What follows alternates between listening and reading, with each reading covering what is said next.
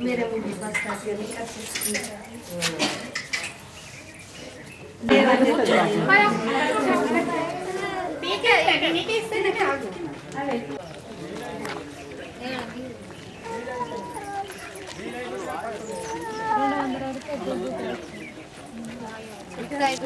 ఏమైంది లక్ష్మీపురం ఆరోహణ అని ఒకసారి అలా గ్రూప్లో పెట్టినా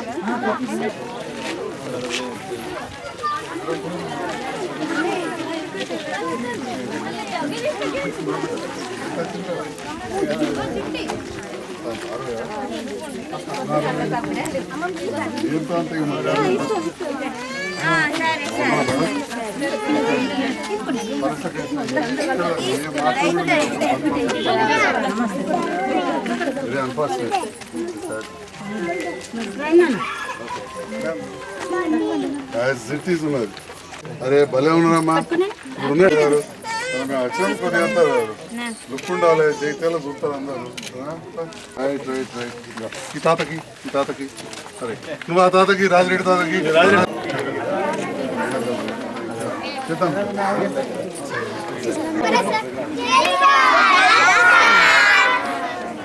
థ్యాంక్ యూ జై భారత్ గుడ్ మార్నింగ్ జై భారత్ అన్నీ నాకేనా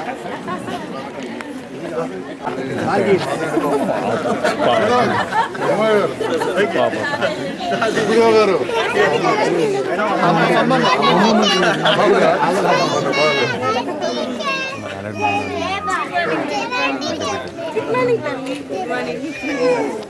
చేస్తారమ్మా అల్లుడు ఏం చేస్తాడు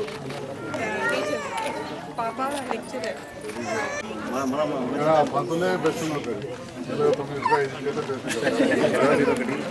నేనైతే తాతాను పిల్లలు తాత అంటే సంతోషం అనిపిస్తుంది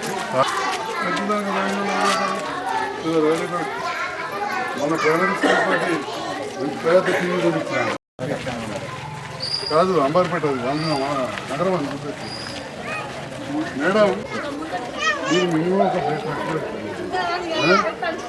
should also show some interest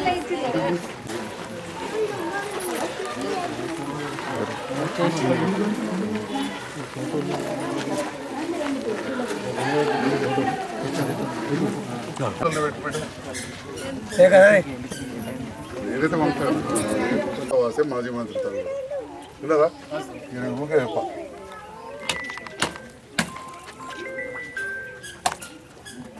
అయితే పెట్టకుండా నెక్స్ట్ ఏ సార్ ప్లీజ్ ఇప్పుడు ఒకరా ఇప్పుడు చెప్పిన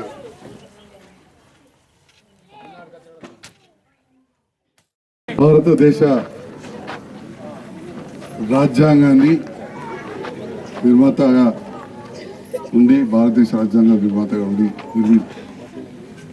కాన్స్టిట్యూషన్ ఆఫ్ ఇండియా అంటారు ఇంగ్లీష్లో. ఈ రాజ్యాంగాన్ని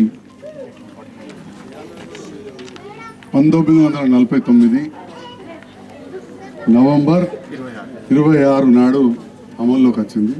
రాజ్యాంగం అంటే గౌరవ పద్మశ్రీ బిఆర్ అంబేద్కర్ గారి నేతృత్వంలో, బాబు రాజేంద్ర ప్రసాద్ గారి నేతృత్వంలో, అప్పుడు బిసి రాయ్ గారి సలహా మేరకు మనకు కూడా ఒక చట్టం ఉండాలి, మన దేశాన్ని మనం కాపాడుకోవాలి, మన భారతదేశంలో రకరకాల కులాలు, మతాలు, జాతులు, భాషలు వేరువేరుగా ఉన్నాయి.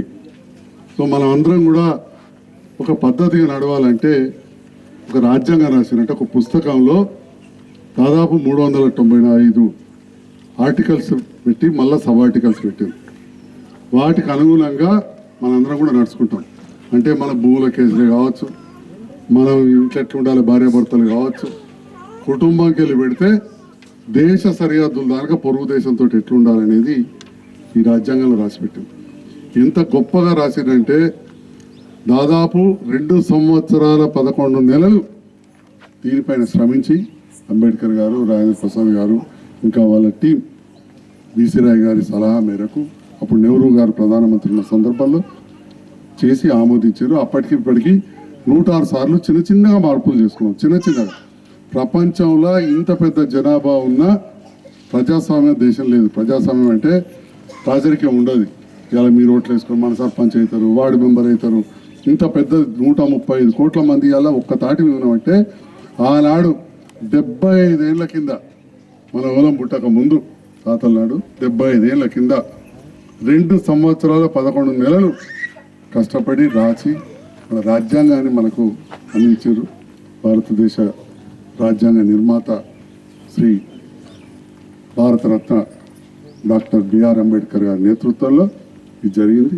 ఇవాళ 75 సంవత్సరాలైన సందర్భంలో రాజ్యాంగ దినోత్సవాన్ని జరుపుకుంటూ అదేవిధంగా ప్రజాపాలన అనే ఒక వ్యవస్థను కొత్త ముఖ్యమంత్రి రేవంత్ రెడ్డి గారు తీసుకొచ్చారు. ప్రజల మధ్యకే మనం ఉండాలని దాంట్లో భాగంగా ఇవాళ మీ మధ్యలోకి వచ్చినాం. ఇప్పుడు ముఖ్యమంత్రి రేవంత్ రెడ్డి గారి నేతృత్వంలో వారు కూడా రైతు బిడ్డ సామాన్య కుటుంబం నుంచి వచ్చారు. మన ముఖ్యమంత్రి గారు పేద బడుగు బలహీన వర్గాల పట్ల ఆలోచన చేస్తూ ఉన్నారు. అయితే మీరు టీవీలలో అవి చూస్తుంటే ఇంకా అయితలేవంటే అంతకుముందు కూడా మనం ఆ ప్రభుత్వంలో మీకు ఎరికే అప్పుడు కూడా మనకు రైతు బంధు రావాలంటే 4 ఏళ్ళు పట్టింది. రుణమాఫీ మొదటి సంవత్సరం ఒక 25,000 అయింది. ఏదైనా కొంచెం టైం పడుతుంది, మెల్లమెల్లగా అవుతాయి. ఇది అంతా ఒకటి ఇప్పటికి సంవత్సరం అయింది. దీంట్లో సగం మందికి రుణమాఫీ అయింది, ఇంకో సగం మందికి ఉన్నది. కానీ ఒకటేసారి 2 లక్షలు పెట్టుట్లా ఎక్కువ పైసలు పోయినాయి. మిగతావి కూడా జరుగుతాయని చెప్పి తెలియజేస్తూ